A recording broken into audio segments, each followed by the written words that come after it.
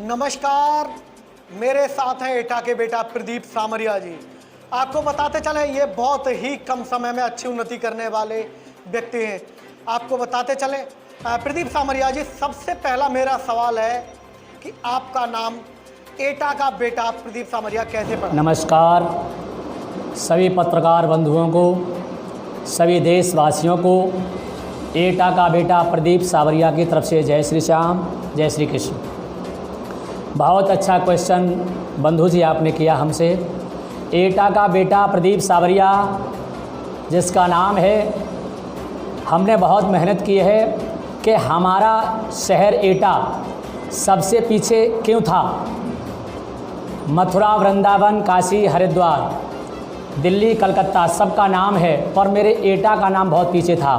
तो आज हमने अपनी मेहनत करके बहुत दूर दूर जा कर के भगवान का गुणगान करके एटा का नाम रोशन किया है। इसलिए मैंने सोचा कि हमारे एटा ज़िला में बहुत सारे कलाकार हैं, बहुत सारे कलाकार हैं, किसी ने एटा का नाम जा कर के बाहर नहीं रिकॉर्ड किया।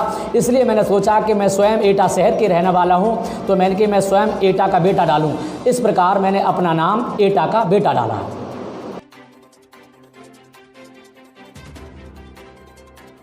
अच्छा, हमारा अगला सवाल एक और है। आप इतनी जल्दी उन्नति किए, ये प्रेरणा आपको कहाँ से मिली? मेरे पूजनीय स्वर्गीय श्री रामजी लाल यादव जी, माताजी श्रीमती चंद्रकला यादव, उनके आशीर्वाद से और मैं घर में ही अपने अभ्यास करता रहा, अपने माता पिता का आशीर्वाद लेता रहा, सुबह शाम उनकी पूजा करता था और भगवान का भजन करता था। अपने वासड़े इंटर कॉलेज में, श्री वासड़े इंटर कॉलेज में सकीट रोड GIC स्कूल के पास मैंने अध्ययन किया और उसी में अपने बाजा से थोड़ी सी अभ्यास कर करके स्कूल में गाते रहे। और धीरे धीरे हमारे गुरुओं ने हमें हल्का हल्का बताया कि बेटा ऐसे करो, ऐसे करो। इस प्रकार मैंने अभ्यास करते करते मैंने सोचा कि अब हमको इसी लाइन में आना है। तो मैंने शास्त्री नहीं लिखा। क्यों?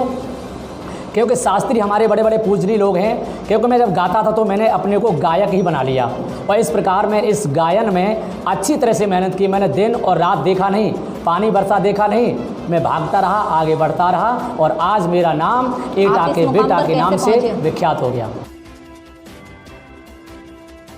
बहुत मेहनत की है हमने अपने माता पिता का आशीर्वाद लेके, गुरुओं का आशीर्वाद लेकर के और बड़े बड़े महान कलाकारों की कथा को सुन करके हमने ध्यान से सुना। तुलसीदास, कबीरदास, सूरदास, रहीमदास, कालीदास, रैदास, इनको सुना और देखा। तो मैंने सोचा कि प्रदीप सावरिया तुम भी कुछ करके दिखाओ। इस जीवन में आए हो तो कुछ एक नाम ऐसा करके जाओ कि कोई तुमको याद करे। इसलिए मैंने बहुत जल्दी मेहनत की है जी। अच्छा, कोरोना महामारी चल रही है जिससे पूरा विश्व जूझ रहा है, इसके बारे में क्या आपकी राय है? यानी क्या विचार पे? हमारे विचार बंधु जी बहुत सुंदर हैं भारत सरकार के लिए। भारत सरकार ने बहुत अच्छा किया। अगर ऐसा न होता तो पता नहीं करोड़ों लोग मर जाते। हमारे प्रधानमंत्री माननीय मोदी जी ने बहुत अच्छा किया, लॉकडाउन करके हम लोगों को घर में सुरक्षित रखा। अगर हम ऐसा नहीं करते तो ज़्यादा गड़बड़ हो जाता। फिर भी हम लोगों ने सब, पूरी जनता ने, पूरे भारतवर्ष की जनता ने लॉकडाउन का पालन करते हुए घर में रह करके, भूखे रह करके, खाना नहीं मिला, फिर भी भारत की जनता ने मोदी जी का साथ दिया। और मैं प्रार्थना करता हूं सभी भारत की जनता को कि आपने मोदी जी का साथ दिया। अब मैं मोदी जी से प्रार्थना करता हूं कि मोदी जी अब आप जनता का साथ दें और घर में रह करके पब्लिक ने अपने को कष्ट सहन करके और आपका पालन पोषण किया। और पालन पोषण ऐसे नहीं किया, पब्लिक ही, जनता ही नेता को आगे बढ़ाती है। नेता नहीं बढ़ाता जनता को, जनता के द्वारा ही आप लोग कुर्सी पर बैठे हैं और आप लोगों का मतलब कहना मान करके हम आपको वोट देने जाते हैं। तो अब इस समय आप हमारी जनता पर ध्यान दें, घर घर जा कर के पूछें। मैं एक थोड़ी सी कड़वी बात कहना चाह रहा हूँ, क्षमा करें हमें। कोई भी विधायक, कोई भी सांसद, कोई भी चेयरमैन, VTC, जिला पंचायत सदस्य, प्रधान, कोई भी किसी गरीब के घर पर पूछने नहीं गया कि आप कैसे हो, कि आपने खाना खा लिया। तो मैं प्रार्थना करता हूं कि हमारी जनता ने बहुत मेहनत करके, मास्क लगा करके, हाथ धो करके और घर में अपने बच्चों का पालन पोषण करके भारत की जनता को आज सबसे पहला स्थान इसलिए मिला है कि मोदी जी हमारे प्रधानमंत्री हैं, और मोदी प्रधानमंत्री से हमारा निवेदन है कि आप लोग हमारी जनता को देखें। पत्रकारों के हित में गाया क्यों? बहुत अच्छा आपने सवाल किया रेखा जी। ये तो भगवान मेरे कृष्ण कन्हैया की कृपा है जो आप देख रहे हैं मेरे बांके बिहारी। इनका भी नाम सांवरिया है, ये असली सांवरिया हैं भगवान, और मेरा भी नाम सांवरिया है क्योंकि मैंने यादव कुल में जन्म लिया है, तो सांवरिया मैंने इसीलिए डाला है। लोग हमसे पूछते हैं कि आप पंडित जी हैं, वो हाँ बिल्कुल पंडित जी हूँ। क्यों?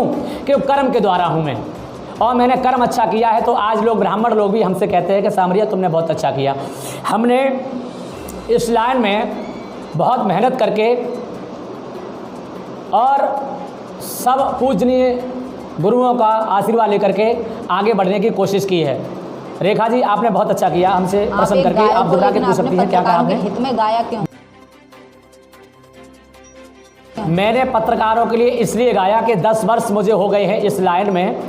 अभी तक पूरे इंडिया में जितने भी कलाकार हैं, करोड़ों कलाकार हैं, करोड़ों कलाकारों ने एक बार ध्यान नहीं दिया कि जितने भी पत्रकार बंधु मोबाइल लेकर के, अपना कैमरा लेकर के, वीडियो लेकर के हमारे और तुम्हारे बीच में जनता की खबर लेकर के सोशल मीडिया पर पहुंचाते हैं, टीवी के माध्यम से, यूट्यूब के माध्यम से हमको पहुंचाते हैं, पर किसी ने इनका दर्द नहीं समझा।